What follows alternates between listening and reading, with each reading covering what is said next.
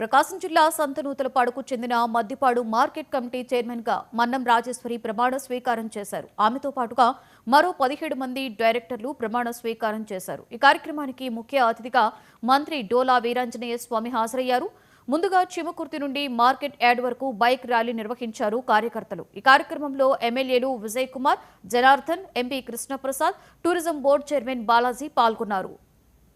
శ్రేయస్సు కొరకు మరియు మార్కెట్ కమిటీ అభివృద్ధికి నా శాయశక్తుల జీవో ఆంధ్రప్రదేశ్ ప్రభుత్వ ఉత్తర్వుల GO number 592 agriculture and cooperation market department తేదీ 10/7/25 ప్రకారము వ్యవసాయ మార్కెట్ కమిటీ